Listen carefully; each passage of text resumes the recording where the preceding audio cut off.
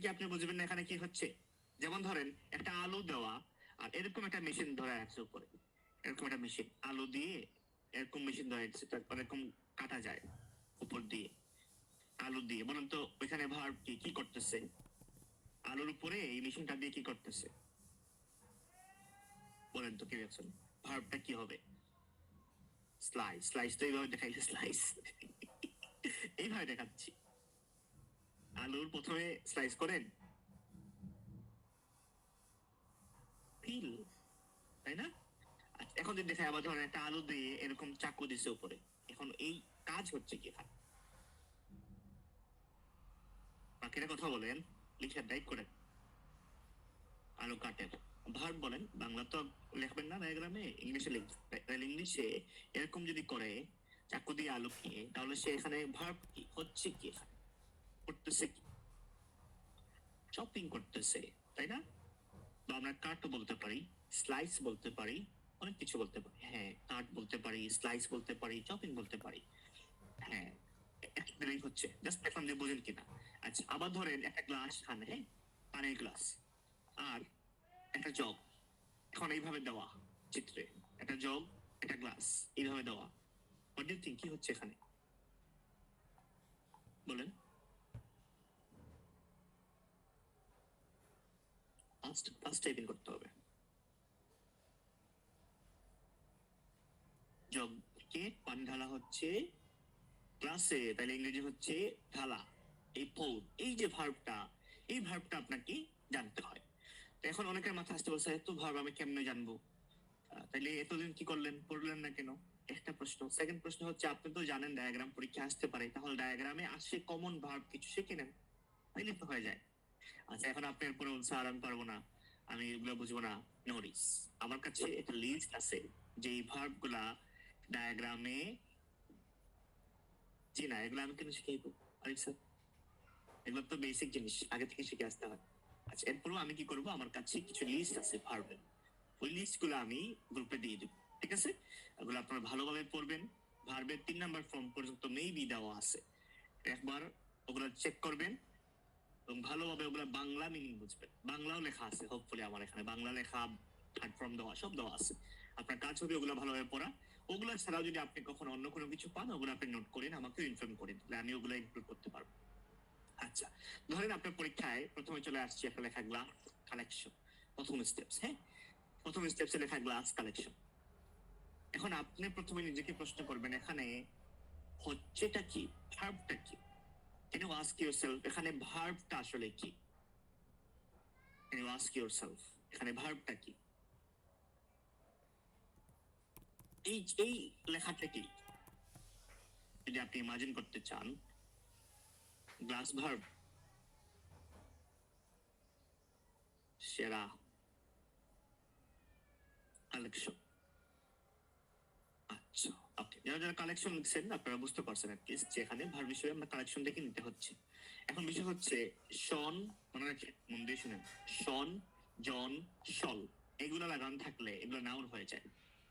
শন, জন, শল, TION SION TIAL, শল, এগুলো লাগান থাকলে মানে এগুলো নাউন, আর ওগুলো বাদ দিলেই হয়ে যায় ভার্ব। তাহলে কালেকশন, শন বাদ দেন, দেখেন কালেক্ট, এই কালেক্ট হচ্ছে আমাদের ভার্ব, নট কালেকশন। প্রোডাকশন, শন বাদ দেন, প্রোডাক্ট, প্রডিউস, এটা আমাদের ভার্ব। জেনারেশন, শন বাদ দেন, জেনারেট, এটা আমাদের ভার্ব। তার মানে এখানে ভার্ব হচ্ছে কালেক্ট। এখন আমরা ভার্বের কয় নাম্বার ফর্ম শিখি? কয় number form? 3 number form, past participle. তাইলে ওই কালেকশন বা কালেক্টকে 3 নাম্বার ফর্মে বললে আমরা কি বলি? কালেক্টেড বলি, যেমন নাইফ স্যার লিখছেন, তাই না? বাকিরা বুঝতেছেন? কালেকশন নাউন ফর্ম, ভার্বে হচ্ছে কালেক্ট, আর ভার্বের 3 নাম্বার ফর্মে যখন আমরা মুভ করে যাই তখন কালেক্ট, কালেক্টেড, কালেক্টেড, তাই না? তাহলে আমাদের ভার্বটা হচ্ছে এখানে collected.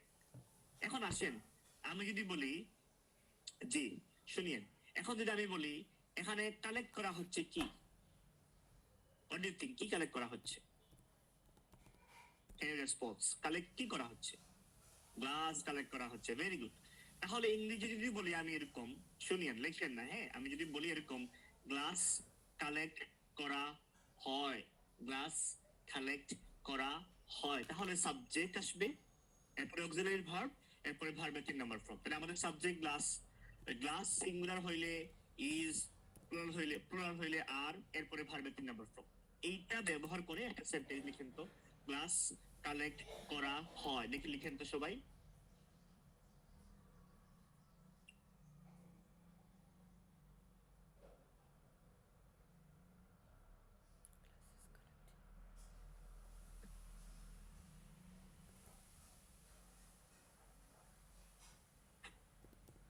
Ich packe mein Time, sir. Glass singular না plural? Ich packe mein Time, sir. Glass singular না প্লুরাল? এগুলো ছোট ছোট ভুল কেন হয়? গ্লাস আর কিভাবে হইলো বলেন তো? এগুলো ইন্টেনশনাল ভুল না?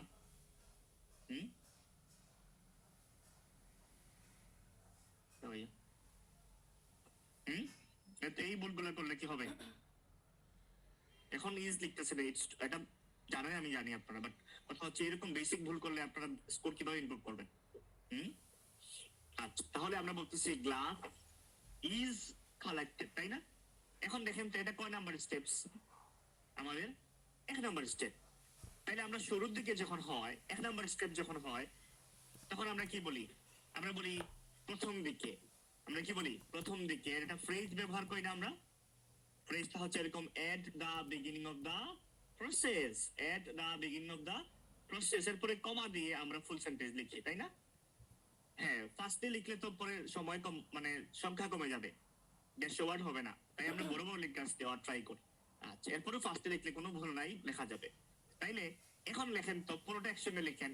প্রথম দিকে গ্লাস কালেক্ট করা হয়, এই কথা লিখেন তো সবাই, একসাথে লিখেন। প্রথম দিকে গ্লাস কালেক্ট করা হয়, মানে সবকিছু মিলাইয়া ফুল সেন্টেন্স লিখেন।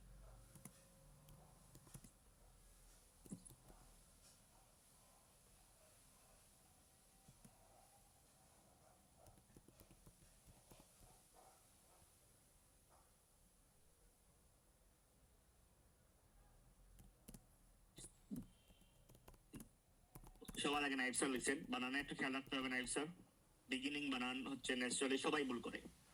তো যেগুলো সবাই ভুল করে জানেন আপনি, ওগুলোতে আপনি কেন ভুল করবেন?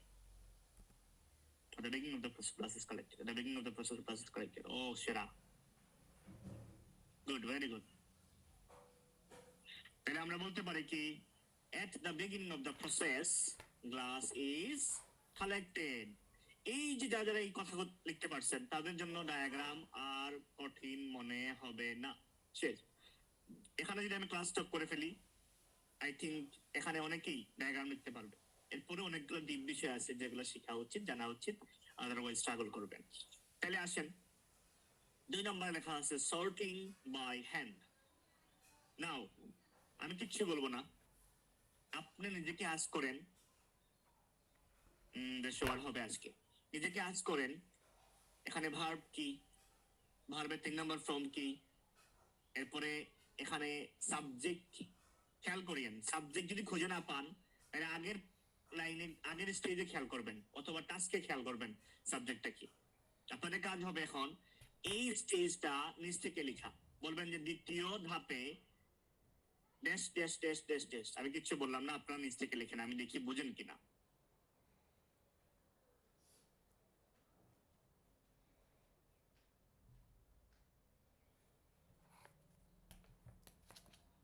স্যার লিঙ্কার্স কই? তিনটা জিনিস শিখাইলাম না? লিঙ্কার্স, ভার্বের 3 নম্বর ফর্ম আর প্যাসিভে আসবে, মাস্ট বি লিঙ্কার দেওয়া লাগবে।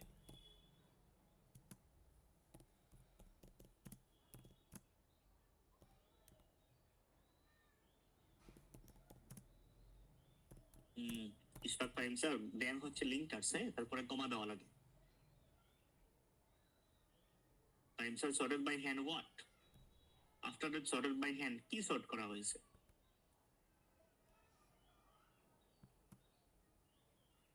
অ্যামেজিং। তার মানে মোটামুটি সবাই বুঝতে পারছেন আমাদের এখানে সাবজেক্ট ছিল কি, গ্লাস, সর্ট করা হচ্ছে গ্লাসকে।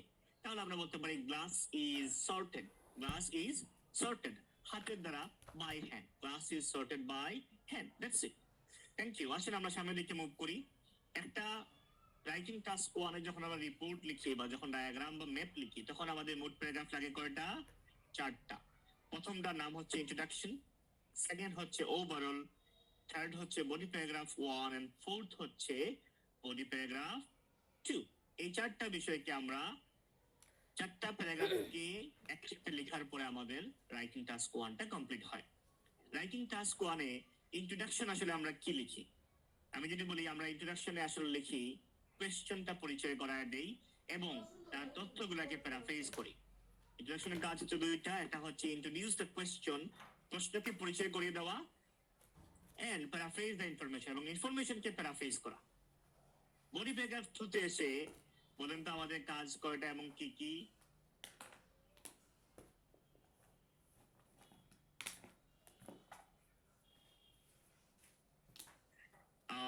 ডায়াগ্রামের সরি বডি প্যারাগ্রাফটা ওভারঅলে আমাদের কাজ কি বলেন? ডায়াগ্রামের ওভারঅলে আমরা কি করি বলেন তো?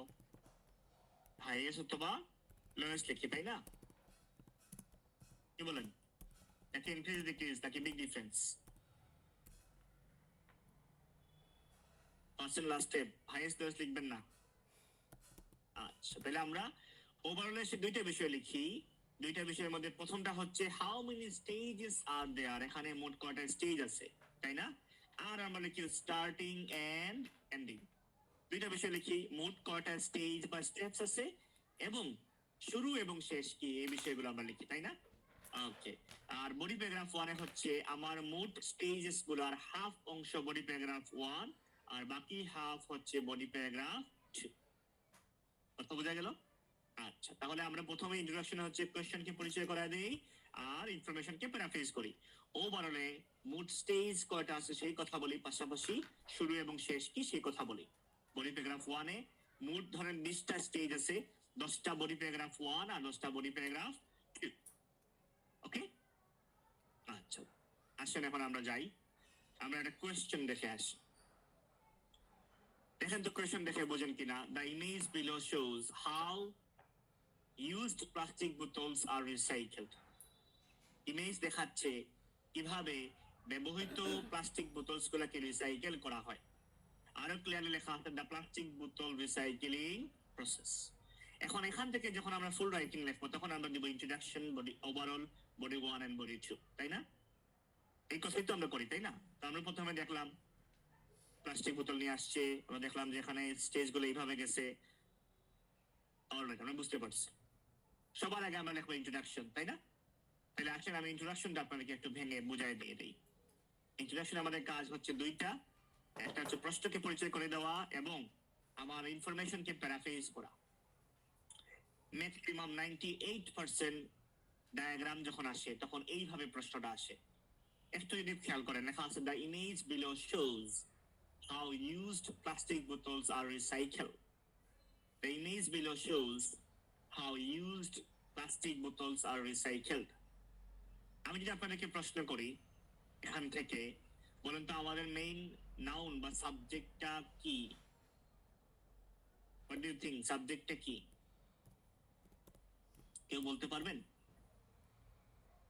প্লাস্টিক বোতল, তাই না? ওকে, এটাকে আরো স্পেসিফিক করলে কি বলা যায়?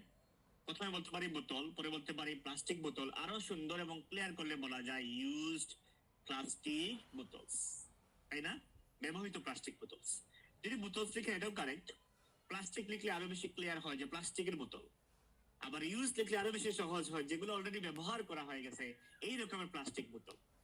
তাহলে আমাদের মেইন সাবজেক্টটাই হচ্ছে ইউজড প্লাস্টিক বোতলস, ঠিক আছে? এটা মাথায় রাখিয়া। ওকে, আসেন এখন আমাদের প্রথম প্রশ্ন থাকে প্রশ্নকে পরিচয় করে দেওয়া। আমাদের প্রথম কাজ থাকে, প্রশ্ন বলছে the image below shows. The image below shows, ওরা ইমেজ বলছে আর যাই বলুক, ওরা ম্যাপসও বলতে পারে, যাই বলুক ওরা তাদের ইচ্ছা মতো বলুক, কিন্তু আমরা তো জানি এই চার্টের নাম কি। চার্টের নাম হচ্ছে লাইন চার্ট। কি চার্ট? চার্টের নাম কি বলেন? লাইন না বার? ডায়াগ্রাম কে বললো? পাই চার্ট না এগুলা?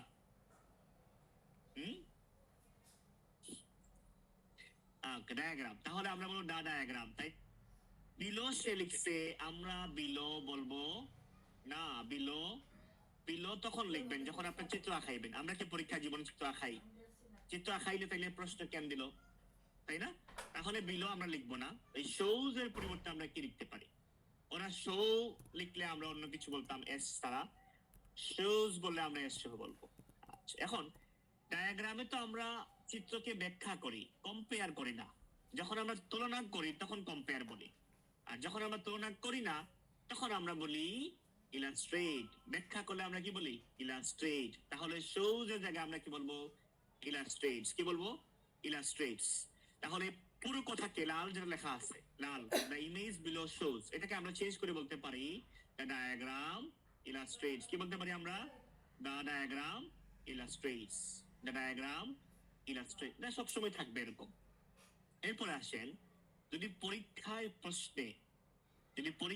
প্রশ্নে হাউ লেখা থাকে, মন দিয়ে শুনেন, যদি পরীক্ষায় প্রশ্নে হাউ লেখা থাকে, কি লেখা থাকে? হাউ। তাহলে আপনি লিখবেন দা প্রসেস অফ। আপনি কি লিখবেন? দা প্রসেস অফ। হাউ লেখা থাকলে আপনি কি লিখবেন? দা প্রসেস অফ। কথা বুঝতে পারছেন? এরপরে মেইন ভার্বের সাথে আইএনজি, মেইন ভার্বের সাথে আইএনজি। এখন আপনি বলেন তো, এখানের মধ্যে মেইন ভার্ব কি আছে? আর নাকি recycled? Which one is main verb? এটা মেইন ভার্ব, তার সঙ্গে আইএনজি লাগায় বলেন তো কি হবে? আরিং হবে না রিসাইকেলিং হবে? বলেন, আরিং না রিসাইকেলিং? মেইন ভার্বের সঙ্গে আইএনজি লাগাইলে এখানে মেইন ভার্ব একটাই আছে, এটা ঘটছে আসলে। সেই ক্ষেত্রে আমরা কি বলবো? আরিং না রিসাইকেলিং? আরে স্যার, কেক দিয়ে দিব আমি। এগুলা কেন?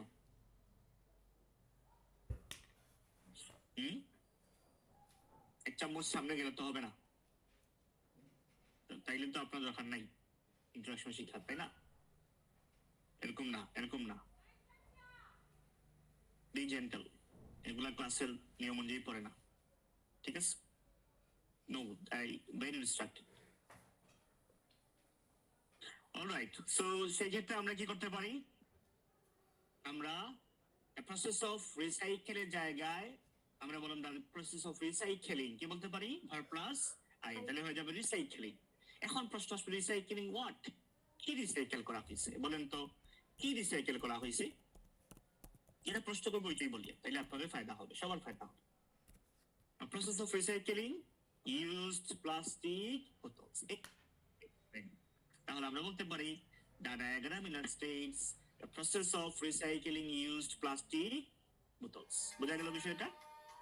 অলরাইট, তাহলে আমাদের ইন্ট্রোডাকশন লেখার যে স্ট্রাকচার গুলো আমি যদি উপর থেকে রেখে পরে আসি, আমরা প্রথমে চার্টের নাম লিখলাম দ্য ডায়াগ্রাম ইলাস্ট্রেটস। হাউ থাকলে আমরা বলবো দ্য প্রসেস অফ, এরপরে মেইন ভার্বের সাথে আইএনজি, এরপরে আমাদের সাবজেক্ট চলে আসবে। M I clear? ইন্ট্রোডাকশন বোঝা গেল? বোঝা গেছে? ওকে। হাউ না থাকলে কি হবে? আচ্ছা, দিচ্ছি আমি একটা প্রশ্ন লিখতেছি আপনাদের জন্য, ওই প্রশ্নটা কমেন্টে আমি লিখে দিচ্ছি, হ্যাঁ?